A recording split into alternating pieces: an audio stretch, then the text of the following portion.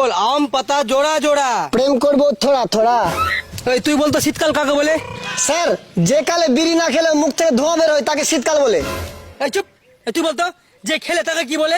খেলোয়াড়। আর যে জানে তাকে কি বলে? স্যার, জানোয়ার। এই ফারমান তুই বলতো বেশি লোভ করলে কি হয়? স্যার, লোভে পাপ পাবে প্রেম, প্রেমে বাস বাকিটা ইতিহাস। এই তুই বলতো সংসার কিভাবে সুখী হয়? সংসার সুখী হয়ে পুরুষের গুণে। যদি সে চুপচাপ বউয়ের কথা শুনে। এই টিকটক কাকে বলে? কে পারবে তোদের মধ্যে বলতো? টিকটক কাকে বলে? সিনেমায় চান্স না পাওয়া প্রতিবন্ধীদের ঠোঁট নাড়ানোর স্থানকে টিকটক বলে। এই চুপ মূর্খ বাঙালিরা। স্যার, বাঙালিরাকে মূর্খ বলবেন না, বাঙালিরা অনেক চালাক হয়।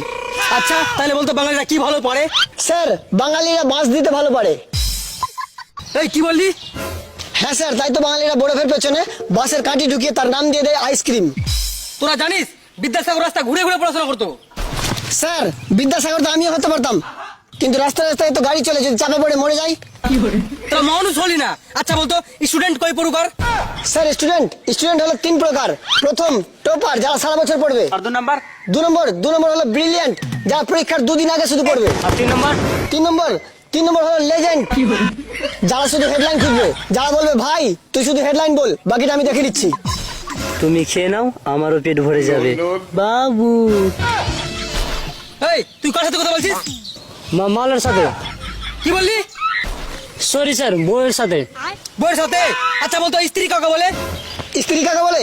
যে বিয়ের পর আপনাকে শান্তিতে থাকতে দিবে না, কিন্তু শান্তিতে থাকার জন্য 1000 রকম ব্রত রাখবে, তাকে স্ত্রী বলে। ওই তুই ফিস কও জমা দিবি?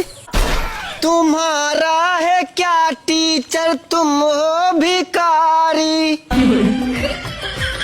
पढ़ाई मांगते मांगते उम्र है गुजारी, मिले ना तुम्हें अब कभी भी पढ़ाई। तू दे दे मेरे पैसे न कर तू गद्दारी।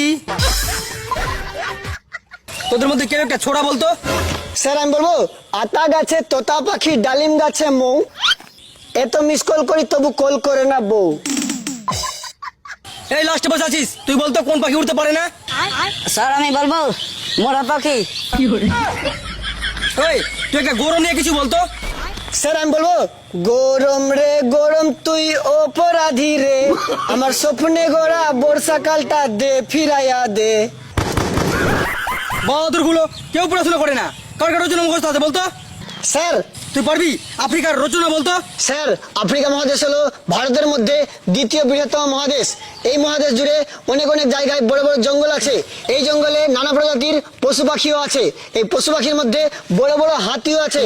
হাতি হলো পৃথিবীর সব থেকে বড় ও শক্তিশালী প্রাণী। হাতির এই বড় বড় ডিসেন্ডারের মতো কান আছে। হাতি সবসময় কিন্তু খুশি হয়ে থাকে আর আনন্দ থাকে, সেজন্য দুটো দাঁত বড় বড় বের করে থাকে।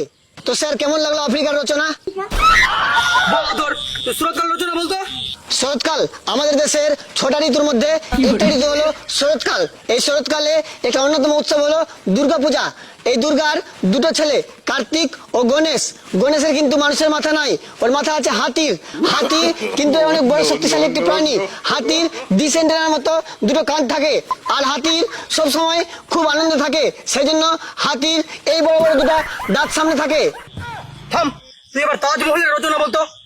আমি দেখি কি করে হাতি আনে এবার। স্যার, তাজমহল ভারতের আগ্রায় অবস্থিত। সম্রাট শাহজাহান তার স্ত্রীর জন্য তাজমহল বানিয়েছিলেন। এই তাজমহল বানানোর সময় অনেক বড় বড় অনেকগুলো মার্বেল পাথর লেগেছিল।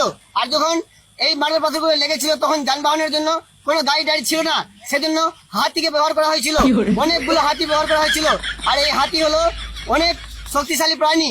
আর এই হাতির বিশাল বড় ডিসেন্ডারের মতো কান থাকে। আর হাতিগুলো খুব খুশি থাকে, মানে হাতিগুলোর মনে সবসময় আনন্দ থাকে, সেজন্য হাতির বড় বড় এই বড় বড় দাঁত সবসময় বের করে রাখে।